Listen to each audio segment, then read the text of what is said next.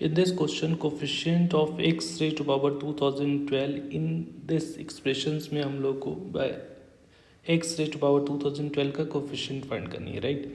तो अगर इसको ऑब्जर्व करोगी तो देखो दोनों का पावर में एक का डिफरेंस है, तो हम लोग क्या करें कि 1 माइनस एक्स को बाहर कर लो और एक को अंदर कर लो, ठीक है। तो 1 minus x raise to power 2007 into 1 plus x square पे पावर 2007, ठीक है। अब दोनों का पावर सेम है तो पावर कॉमन ले सकते हो, तो ये हो गया 1 minus x into 1 plus x square और होल पे पावर 2007 हो गया, ठीक है।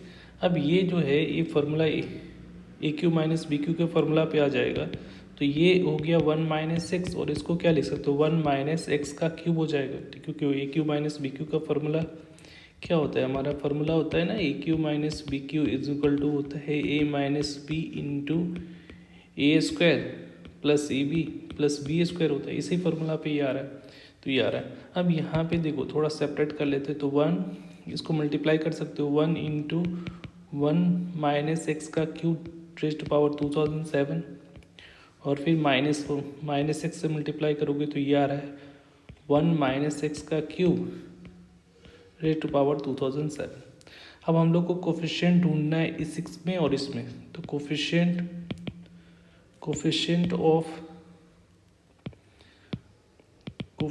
Of x raise to power 2012 in 1 minus x का cube raise to power 2007 minus x into 1 minus x का क्यूब 2007, इन दोनों में हम लोग को एक्स का कोफिशिएंट।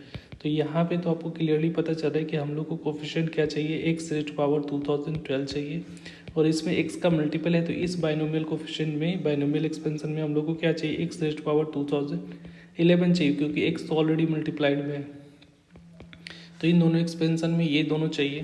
तो यहाँ पे आप देखोगे तो यहाँ पे हमारा जो आ रहा है, ठीक है, ये जो वैल्यू आ रही है उसमें देखो ये जो वैल्यू है 2012 और ये जो एक्स क्यूब के टर्म में है, तो जो भी कोफिशिएंट आएगा वो क्या आएगा 3 के मल्टीपल में आएगा, ठीक है।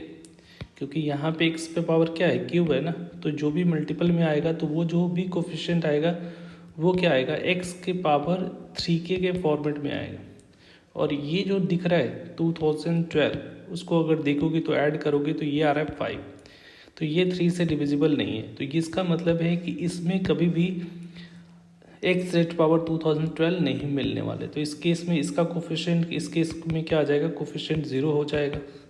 अब यहाँ पे देखो 2011 इसका भी सारे पावर का सम करोगे तो 4 आ रहा है, ये भी 3 से डिविजिबल नहीं होगा 2011, और ये भी देगा जो भी कोफिशिएंट आएगा वो भी एक्स रेज़ टू पावर 3 के मल्टीपल में आएगा। इसका मतलब इसमें भी कोई भी ऐसा टर्म नहीं मिलेगा जिसमें 2011 का पावर आ जाए, तो इसमें भी 0 हो जाएगा। तो दोनों को कोफिशिएंट जो है एक्स रेज़ टू पावर 2012 इन दोनों में से कहीं मिलने वाला नहीं है। अगर कोई भी टर्म्स अगर ऐसा नहीं मिलता है तो उस केस में उसकी कोफिशिएंट क्या हो जाती है 0, तो इसका करेक्ट आंसर होगा 0। Thank you.